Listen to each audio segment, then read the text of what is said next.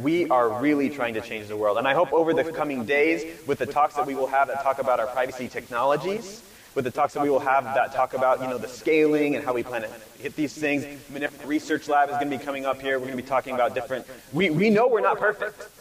We know we have so much room to improve.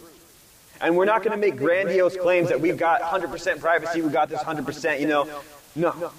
Because if you don't iterate, if you don't improve, especially in this space, right, you're going to get owned. And we know that. In fact, we love that. We embrace that because we want to get better. As the world changes, we want to change. Because we are here to help people for the first time in a long time to have hard currency. Currency that you can choose what to do with.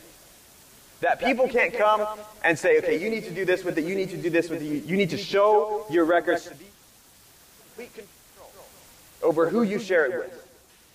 This is, to coin a hashtag just on the spot, the Monero difference.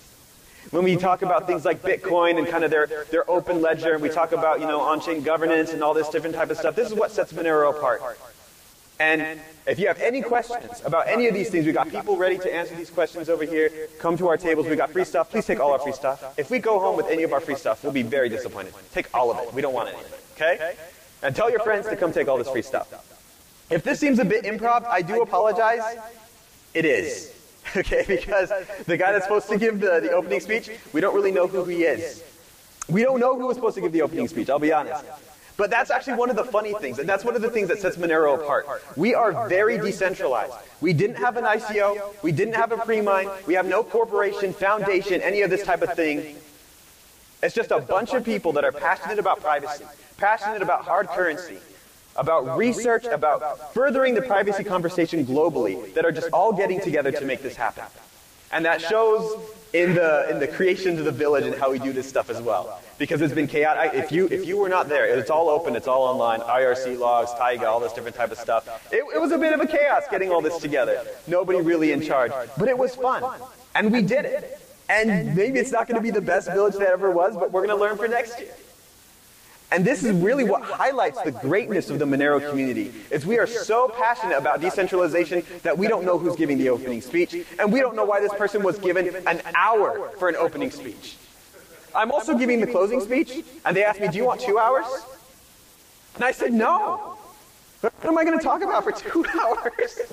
So I've decided I'm going to have a game show, and there's going to be prizes.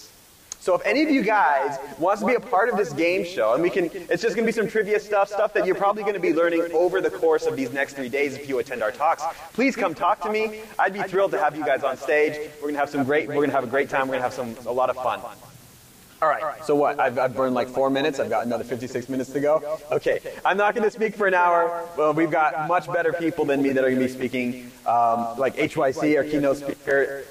We got Monero Research Lab. Over the course of the 3 days, we're going to have plenty of people on these tables. We've got plenty of very exciting people like Tari and Globy who are working to build a second layer solution on top of Monero, that type of thing. We got Monero Research Lab. Kavri, Anonymous here. I don't know if anybody knows about Kavri and how it's working. If you don't, please come to the talks. You can find out. See, the Monero community is not just about, okay, we're going to Monero make the price as big as it possibly can be. We're trying to see how can we further the privacy conversation all across the world. And this even includes altruistic stuff like Kavri, which is a I2P router made in C++.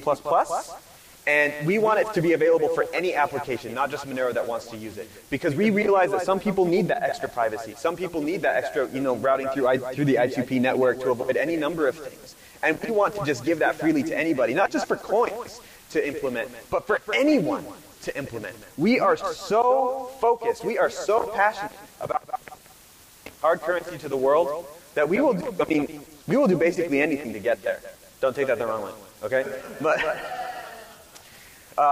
by all means, tell your friends that we're here, record the speeches, do whatever you need to do, ask questions, ask questions. We love questions, and we are always willing to talk with people about how Monero is going to change the world. We also got BCOS with us. I don't think anybody from them is here at the moment. BCOS stands for the blockchain, cryptocurrency, open security. They've also got some cool swag to give away. I think most of their t-shirts are gone. This stuff goes fast, man. We got a plan. We got, my goodness. Lesson learned. Okay, there they are. Because people. These guys coming in. They're giving stuff. Oh, let's give them a look. And they're our partners here. Go talk to them, see what they're all about. Doing great stuff. Yeah, I don't think I could talk for that much longer, but first of all, does anybody have any questions about the agenda, about anything that we're doing? Let's turn this to a Q&A. What do you guys think? What do you guys think? I'm sorry? The next speaker is right there. That's Howard Chu. He's going to be speaking at 11. I mean, he brought a fiddle and can like play for the interim. There was a question over there?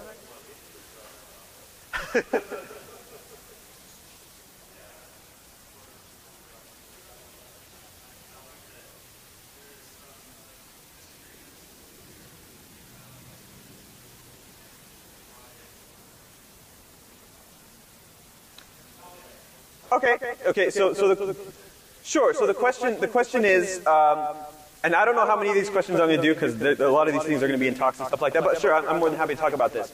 So the question was, for those that didn't hear, that there's been some disagreements within the Monero community about ASIC resistance. You know because for those who don't know, Monero is committed to be ASIC resistant. And if you don't know what that is, please by all means come talk to us over there. We're more than happy to answer questions about that. But that requires that every 6 months, Monero does a hard fork anyway to kind of upgrade the network and add new technologies. Like this upcoming hard fork, we're putting bulletproofs, shrinks our range proofs by a lot. Lots of cool stuff. Talk to Monero Research Lab. But as part of our 6 months hard forks, we are changing our hashing algorithm. We're slightly tweaking to keep ASICs away. Now the argument is that this brings in an element of centralization because who's calling the shots up here? Right? Who's saying, well, we're switching it to this or we're switching it all? And what parameters we're tweaking and all that different type of stuff. So the thing that most people don't understand about decentralization period is it's not just like one big all-encompassing mass of decentralization. You have decentralization of development, of community, decentralization of the protocol, all this different type of stuff, right? And so it's really tough to kind of give a this coin is 5 out of 10 decentralized, 7 out of 10 decentralized. Because really you have to look at these things individually, these different areas of decentralization, and see, okay, how decentralized is this portion, is this portion, is this portion? So the counter argument to this ASIC thing is that if Monero doesn't fork away from ASICs, then there's going to be centralization of mining. There's going to be centralization of the proof of work like we see for Bitcoin today. And so no matter, it's almost like a catch-22, no matter what you do, there's going to be some form of centralization. Either centralization of who's making these tweaks, who's doing the development, that type of stuff, who's doing that type of thing, or centralization of the mining. And at the moment, nobody really has hard solutions for this. Everyone's got ideas, and that's great. Let's try different ideas. All of this stuff really is an experiment at its core. Bitcoin is an experiment at its core. Monero is an experiment at its core. We're very young, and we're trying to see how can we change the world, and along the way there's going to be snags. Along the way, we don't claim to know everything, but we're trying stuff out. We're seeing how it goes. And in this particular case, the Monero core team, 7 individuals who, they actually don't do any development. If you want to learn more about Monero's governance, we got good stuff on our website. Come talk to any of us over here. We've decided, you know what, we're going to try for the centralization temporarily in terms of development until ASICs become such a commodity that anyone can have one. And at that point, for the security, we can go ahead and switch to an ASIC-friendly algorithm, the one that everybody has one. Everyone's got it on their phone, everyone's got it on their something. So it's not a plan to fork every 6 months till the end of time forever, right? It's just the idea that temporarily letting ASICs on the network is really going to be detrimental to everybody else that's wanting to mine. And we want to be as decentralized as possible in that area. And long term, we are looking to make, we're looking at different solutions. HYC here had a thing called random.js that he came up with. It's another take on proof of work entirely. And it's really cool. And it's going to be implemented into WowNero, which is kind of the Dogecoin of Monero, the test bed of Monero. So look it up, wownero.com. And, you know, they're probably going to implement it and we're going to see how it goes. Does that answer your question? Okay, great. Any other questions? Okay, so if you have not, there is a blog post that's put out by Seedcoin. because they, for those who don't know, Coin was kind of trying to be ASIC friendly and come up with their own ASIC first. So that way, just everyone can have one and not just monopolies by different people. And along the way, they learned many, many lessons about kind of how ASICs work, kind of how computing works and stuff. And people here may be in different levels of knowledge. I know I am. There are some things I'm strong in, some things I'm not strong in. But the idea is that you can always optimize for one particular algorithm. But then on the other side, in terms of general computing, it doesn't do as well. So on a spectrum of 0 to 10, a CPU, our computer, is very inefficient. But the benefit is it can do a whole bunch of stuff, right? So then alternatively, you can optimize for just one thing, but then it does general things very poorly. And that's that spectrum that we're looking at. So FPGAs are kind of that in that center area. Normally, you're not going to see anything in that center area, because if you're going to go general, you're just going to go all the way general. If you're going to go application specific, you're just going to go all the way application specific. So you're on either end of the extreme.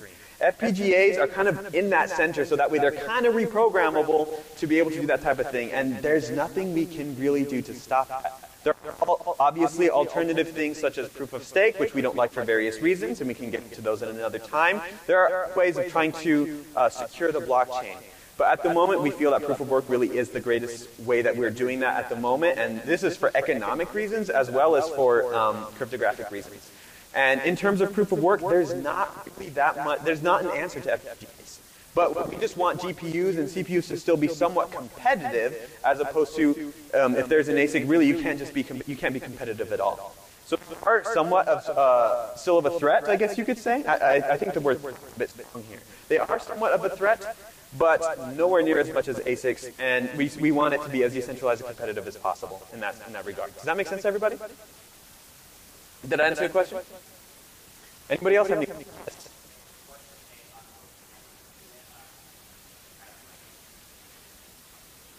Say one more time. Group mining. Say again? Mining pools. Okay, right. So pool mining, of course, if you have several pools that control the majority of the hash rate, then they can collude and perform 51% attacks together. They have 51% of the network, right? So this is definitely something, and it exists. And what can you do about it? Well, you know, there has been some talks in Monero, like what if we were to propose a sort of algorithm of sort of pool? It's similar to pool mining, but you mine individually. Because so the idea behind pool mining is that everyone gives their hashes to a pool who submits it to the network, period. So all the hashes come from the pool. Thank you very much. All the hashes come from the pool. Whereas what if all the hashes came from the individuals, but the payout is still to a pool? Does that make sense? So that way it decentralizes in that way, so the hashes come from individuals, but it pays out to a pool, which then gets distributed depending on how many shares that you put in, like that. So that, you know, there's discussions, things that we're talking about in terms of that, but once again, these things are pretty far down the line in my opinion, and none of this stuff is set in stone. Nobody has really solved any of these problems. Cryptocurrency is so new, 9 years, pretty soon here. Bitcoin came out 9 years ago, pretty soon here. And because we're so young, that's actually what makes cryptocurrency such an exciting field to be a part of.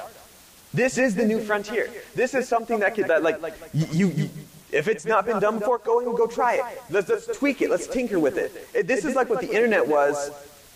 My gosh, this is just like what, 34 years ago? I didn't see the rise of the internet. And so it's up to you. Like HYC. HYC basically coded the internet. Just so you know. Your question? Okay. Any other questions?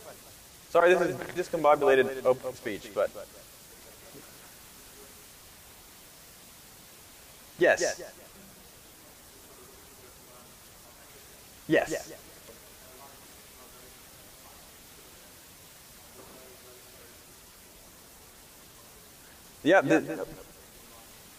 Yeah, this is definitely something like we never know who's compromised. The core team compromised, or the developers compromised, that type of stuff. And really, we just have to rely on the principles of open source, keeping the code just available for anyone to look at. And this is for the core implementation that is stewarded by the core team. Anyone can make their own implementation and close source it. Anyone can make their own wallets and just keep it closed source. And the Monero community. Anytime there's anything proprietary that is proposed, the Monero community says, you know what, we really are not a fan of this, and we don't recommend that anybody use this. Anything that is not open, we don't recommend it. And so there was this wallet, Cake Wallet, and they were for the iOS, and they were very exciting because they were one of the first iOS wallets for Monero. You can go to kickwallet.com and take a look at it. And the guy who launched it he wasn't malicious, but he didn't really know a lot about open source ethos, and so it was proprietary. And the community, there was a big pushback from the community that said, we would love it if you open source this code. And he did. He was like, okay, I hear all this feedback, and so he open sourced the code, everyone can look at it, and now it's one of the most recommended iOS wallets in Monero. So we really stick to the open source ideals, and we really stick to the idea that everyone should be able to audit the code themselves to make sure that nothing malicious is running on their machines. Anyone else? Yes.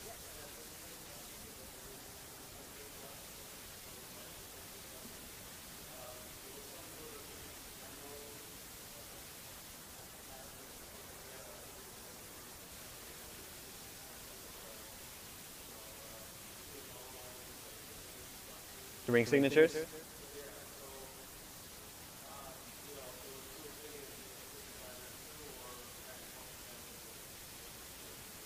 Right, and it's really hard to tell which is going to be the case with any given thing that comes from any source, right? And at this point, all we can do with Monero is see how do we improve, how do we make it better. And the idea is that even when we're not hearing this stuff, that people are cracking the cryptography and breaking the ring signatures and stuff like that, even when we're not hearing that, we have to assume that people are trying to do it silently. So we are always looking to improve. Always looking to increase our ring size, or maybe move away from a ring signature scheme altogether if something comes along that is still trustless and doesn't require trusted setup, right? So we are always looking to make things better. As an example, bulletproofs, the biggest part of okay, let's start here. Because Monero implements so much privacy technology on top of a typical Bitcoin transaction, the transactions are typically much bigger than Bitcoin ones, right? And the large portion of that is taken by our range proofs, which is proving that the number falls between a certain range, right? Bulletproofs is something that was very recently come up with by Bunce. I don't know his name, but Monero Research Lab, we looked into it, we coded an implementation, we got it audited, and it's going to be replacing our current range proofs, and it's going to reduce transaction sizes by about 80%. And what are we doing with the savings? We're looking to potentially up the ring size. This isn't set in stone yet, but we're looking to potentially up the ring size as a result. So instead of mixing with 6 other people around you, you're going to be 10 other people. So we're using savings to increase the privacy. Because ultimately, yes, this does come down to glorified statistics, wherein you say, okay, what is the probabilities and what are the statistics that this guy mixed with this guy, this guy mixed with this guy, sources and time, and this is something that we're talking about. If sources and time, like sometimes like a passive survey, you could potentially map out all of this stuff. But it's still based on heuristics and it's still based on probabilities where you say, okay, well, we can be 50% sure, 40% sure. I mean, when it comes to practical real-world use case, is that enough for a jury? Is that enough in the court system? Who knows? Who can say? And at that point, it's kind of out of our hands as a Monero community. All we can do is just keep looking to improve and get better and better and better. And we want to be like Tor. We don't want to say, like, we are the one-stop shop for privacy, right? Tor tells you, you need to change some of your browsing habits. You need to change how you do some of your things. And be careful with some of your information. Monero is the same thing. We're actually currently working on the Monero outreach work group is working on a best practices type thing, how to use your Monero effectively. And we're moving to, because people can do stupid things like choose a typical ring size. Instead of mixing with 7 people, which is the default, they can choose to mix with 23 people. And if you do that every single time, now all of a sudden those transactions are linked. Does that make sense? So we're trying to come up with best practices, recommendations. Here's how to use Monero effectively so you can still be private. Does that answer the question? Okay, anyone else? Of course. Okay, so we are going to be talking about this in depth in many of our speeches. I can give a very, very, very brief idea. The question is, how does Monero differ from Bitcoin? So this is very loaded, this is very big. Bitcoin it's built on the blockchain protocol, right? Technology, but at its core, it is open and transparent by default. You can put someone's Bitcoin address, that numeric string, into a block explorer, how much Bitcoin that has, and every single transaction it's ever done. So how many times it's received, how many times it's sent, that different type of stuff, right? To us, this is the equivalent of posting your bank statement or your PayPal statement or whatever online every month for anyone to see. And if I was to ask people, would you feel comfortable showing me your bank statement? The answer for everyone is pretty much no. Especially if I'm like, okay, I'm going to share this on my social media, I'm going to post this online for everyone to see. This is basically what Bitcoin is doing. And so a lot of people are looking at Bitcoin like it can deliver us from the state, or, you know, people are in it for different reasons. But really, this allows for an unprecedented level of surveillance into people's finances if Bitcoin ever gains real traction. Because they can, even though it's very difficult to, even though it's an alphanumeric string and not a name that's on there, if you can link that string to a person, then you can know how much money Bitcoin that person has at any given time. Monero loves blockchain technology and all the benefits that it brings, but this becomes unacceptable to us from a privacy perspective, from a I control my own data perspective. And so we decided, you know, we're going to encrypt the, well, not encrypt, there's a lot of different technologies, we're going to be talking about them soon, the sender, the receiver, and the amount. So that way the blockchain is still open for anyone to view, but unless you have the private key, like I think of it as a specific magnifying glass that's looking across the blockchain, only you can see your transactions. Only you can see how much money that you have. And this has real world ramifications. Dangerous ones. If I'm traveling someplace in the third world that's known for criminal activity, and I go to a taco stand, I love tacos, okay? I go to a taco stand and I purchase something with Bitcoin, that vendor sees this much Bitcoin coming from this address. And he can put from, because I paid him there, into a block explorer and say, hey, this guy's got 1,000 Bitcoin. He's loaded. I'm going to send my cousins, and we're going to mug and torture this guy until he gives us his private keys. Right? So there's real world ramifications for this. Does that make sense? Yes, another question.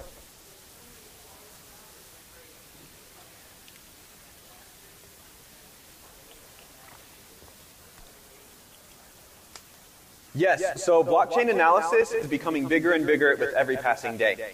And there are ways that they're coming up with, and whether they tell you or not, to link different addresses because it's still open. So you see it go from here to here to here to here to here to here to here. I guess it could be any number of things, but especially if, because you buy Bitcoin with KYC AML exchange, right? So you have to give your stuff. And then if you put it through 10 addresses, and then you take out your Bitcoin also through a KYC AML exchange, they can be reasonably sure that you basically just send it to yourself a bunch of times. That's a very simple heuristic that I'm giving you. They have much more advanced ones in statistics to try to link transactions across the blockchain. But this also means, because the best practice is that you save all of your private keys that you use just in case you left your Bitcoin, some Bitcoin here and there. So even if you have burner addresses, maybe, I found some Monero in a wallet that I totally forgot about. You know what I'm saying? And so if you generate 1,000 addresses in an attempt to be private that is actually not very good, it's best practice to keep 1,000 of these private keys just in case. Whereas with Monero, you keep one private key, you secure it well, and as well, nobody can see. So why go through all this trouble of generating address after address after address after address in a way of trying to keep your privacy when there's something like Monero that you don't have to go through any of these extra steps and does it by default? That would be my answer to that question. Yes? Is it possible to detect them? Yeah, okay, and this is one of my personal misgivings with Monero, okay? Actually, one of the benefits of Bitcoin is that anyone can audit and make sure that the supply is exactly how we think it's going to be, okay? And when you have technology that's perfectly blinding, so meaning that nobody can see, there is a potential that if someone cracks the cryptography, the privacy itself won't necessarily be broken. What can be broken is somebody can send themselves an infinite amount of Monero or Zcash or any of this type of stuff, and nobody would be able to notice because it's an encrypted blockchain. How do you see, right? And so this is a legitimate concern potentially with Monero and with any of these private cryptocurrencies, where you say, okay, but is this worth the trade-off? Are we willing to be transparent to the potential of surveillance so that we can audit it? Or are we willing to trust in the cryptography? Of course, if Monero's cryptography is cracked, Monero uses battle-tested cryptography. If Monero's cryptography is cracked, I think the least of our concerns is what's going to be happening to Monero, because like internet and passwords and all this different type of stuff is because it relies on commonly used elliptical curve cryptography. So if that's broken, I mean, we're screwed in a lot of different ways, you know? So that is something that's often brought up, and that's legitimate thing that I can see. That's a legitimate concern that I can see. How can we verify? How can we? And the idea is that the protocol only allows certain things, and as long as, and if it doesn't allow if you send a transaction that does not adhere to those guidelines, then the network is going to reject it. And so we can be really sure that everyone participating in the network is operating within these guidelines. And so we can look at the Coinbase transactions. For those who don't know it, Coinbase is not just the name of a company, it's the term for when a new Monero is minted, when new Monero is minted and given to miners. We can add up all of the Coinbase transactions and see how much we expect there to be in existence. Does that make sense? Oh, and see, Arctic Mine is going to be talking about this when he gives his speech. Arctic Mine is a core Team Monero member. He could say hi. Just go ahead and raise your hand. He's going to be talking about in this speech. Monero is not a fixed current. It doesn't have a fixed supply. There is a small tail emission at the end. So after all of the Monero is issued, there's going to be 0.3 Monero per block. I mean per minute. So 0.6 per block. That is going to be issued ever after indefinitely. And because it's a static amount and not a percentage, over time, as the amount of Monero goes up, the percentage inflation is going to get smaller and smaller and smaller.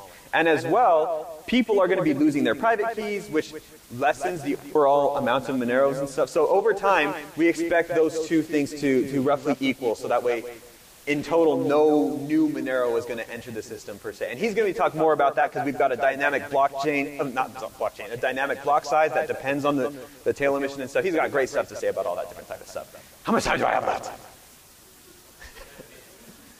Yes.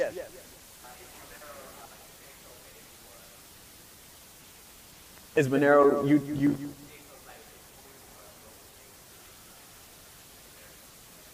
Oh, okay. It is like UTXO, except they're not called UTXOs, they're just called TXOs because the U stands for something and somebody will be able to better answer this question than I. Okay, and you cannot see which one is unspent in Monero is the idea, so we just call them TXOs. Any other questions? Yes, okay.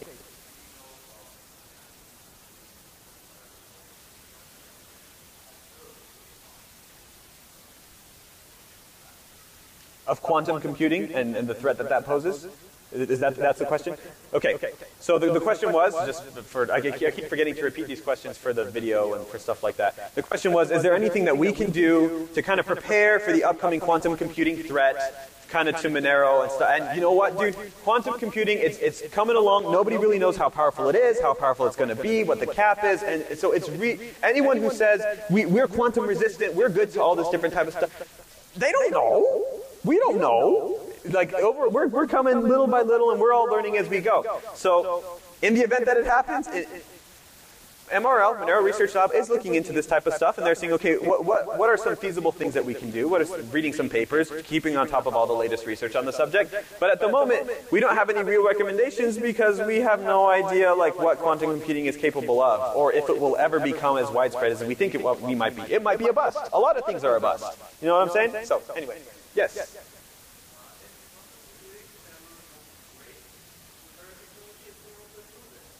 Mm-hmm. I mean, if it will do what we think it will do, then it could potentially break elliptical curve cryptography, which, once again, we're in for a slew of problems, not just Monero, right? If that's broken, because everything's based on ETC now. Okay, there was one other hand that I missed. It was somewhere in this area of the something or others. No? Okay. Then, any other questions? Any last minute questions? Yes.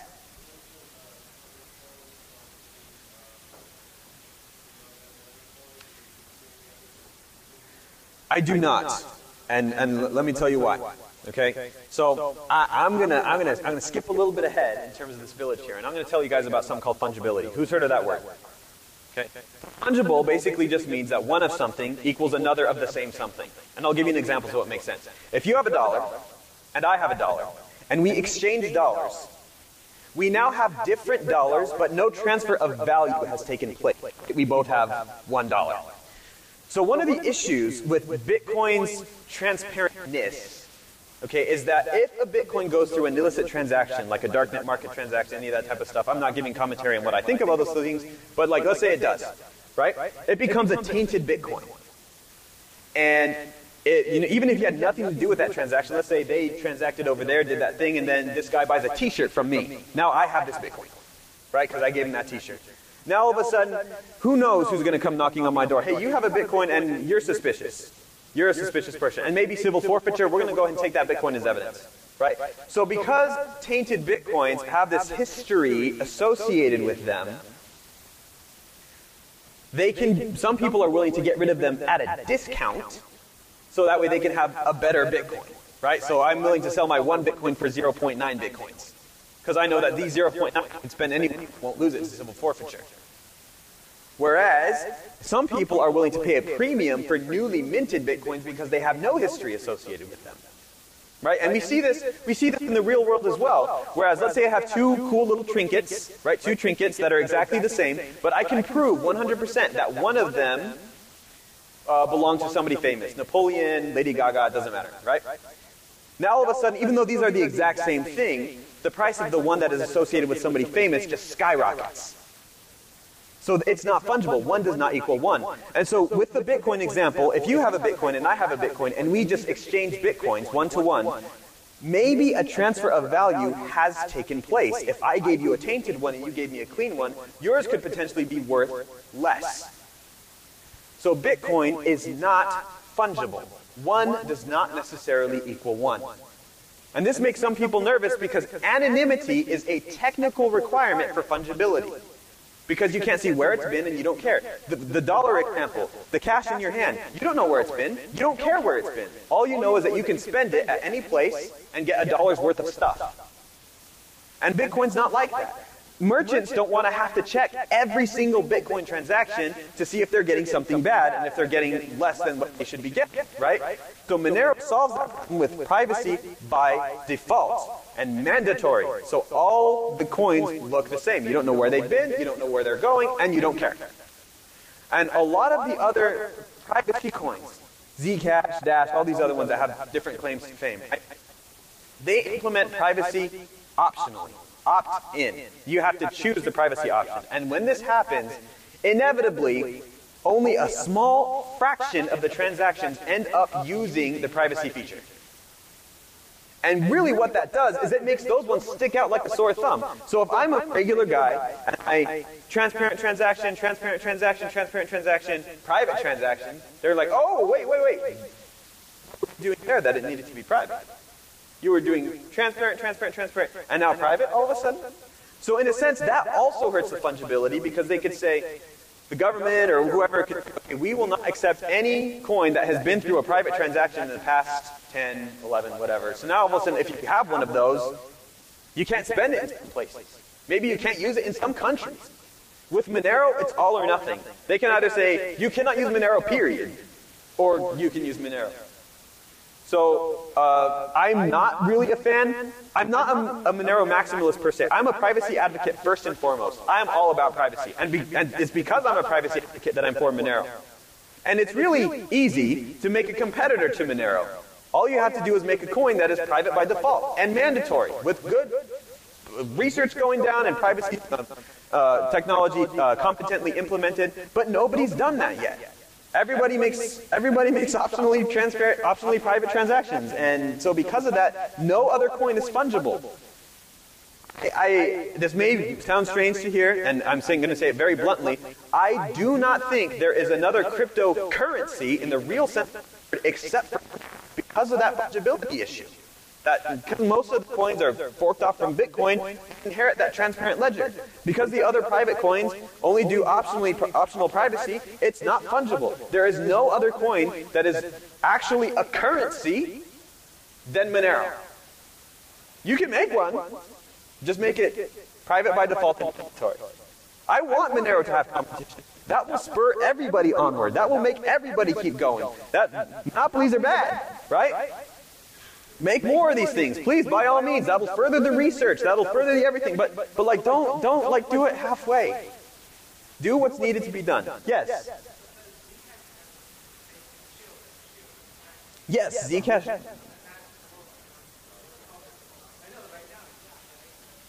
Right. If Zcash was to implement everything needs to be a shielded transaction, then that would definitely help with its fungibility. It still has a trusted setup, so we say, but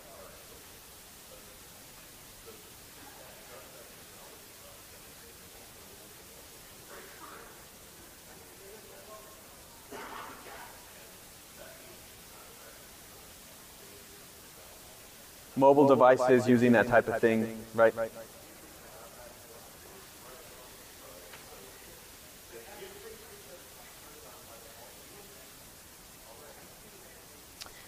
So ultimately, this is a conversation that probably needs to be had with some of our table people. I'd love to hear your opinion. Come talk with me afterwards. We'll discuss it. That's totally fine. I'm totally down with this.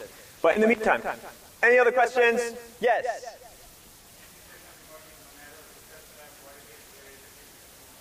Yes. Okay, so we have a cool little banner back there for the Monero Research Lab. They're not here right now, but they will be manning that table sometime soon. The Monero Research Lab is part of the Monero project.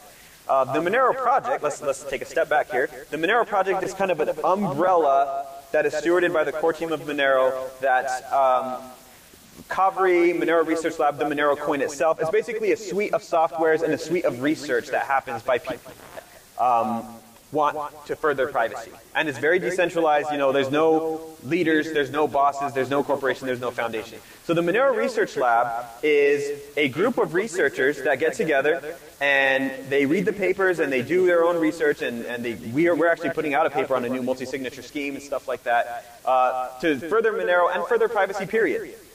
So they check all the latest research and stuff. And so Monero, because it didn't take a pre-mine, an ICO, or anything like that, this is one of the very interesting parts. Maybe I'm going too deep into this, but this would actually be very, very, for the crowd that's here, I think this would be very appreciated. Because it did not take a pre-mine, there's no ICO, there's no foundation, there's no corporation, or people just giving money to anyone willy-nilly. Whenever something needs to be funded in Monero, whenever something needs money, that person literally makes a proposal and said, hey, I'm willing for 50 Monero to work for 3 months or to make a series of videos or something like that. And they give it to the community and they say, will you fund me? And if the community likes the project, they will donate Monero so that person can do what they said they're going to do. Which, that's incredible. We don't have anybody just handing out money and we don't take a tax on the block reward or anything like that. So the Monero Research Lab, we have PhD researchers that every 3 months they put a proposal. Saray and Sarang, Brandon and Aaron, you'll get to meet them if you go by the table a little later on. They are funded by the community, competitive salaries, to just do a bunch of research on privacy technologies in Monero. So that's who the Monero Research Lab, those people are kind of the leaders of the Monero Research Lab. They're not anyone's boss per se because we don't have that formal structure, but everyone greatly respects them and we follow their recommendations generally. And this is something you're going to commonly find throughout all of Monero, is that there's no explicit leadership structure, there's no formalized anything. It's just a bunch of organic groups forming together. If there's a bunch of designers, they're going to all get together and say, let's design something. If there's a bunch of marketers, they're going to all get together and say, let's market something. A bunch of developers, a bunch of researchers, all that different type of stuff. We call these work groups. And they can have whatever structure they want. Any other questions? No, we're Gucci? All right, dude, what time is it? Somebody give me a time. 10:40. Oh, wow, I actually did pretty good. I mean, so if I finish, then it'll be only 20 minutes until HYC's talk, and he's going to really did I step all over your toes? Oh my God, I am so sorry. Please forgive me, HYC. He's just going to come up and say everything I just said again. I'm just kidding. He's going to do it better. He's much more technical. He's a developer. He invented the internet. Ask him about that. So. Yeah, once more, big welcome to everybody here. Welcome to the Monero Village. Take all of our free stuff. Talk to all of the people. Ask questions. We love that you're here. We're so thrilled to be a part of Defcon. We're thrilled to be partnered with BCOS and to these guys over here. They got their own table. Talk to them. They're doing great stuff. Please enjoy yourselves. Come on back. Bring your friends. We have 3 pages. If you open the DEFCON booklet thingy, we have 3 pages. Our agenda is 3 pages of talks, just back to back to back talks. So please come see all of them. That's it. You are all beautiful people. I love you. Thank you.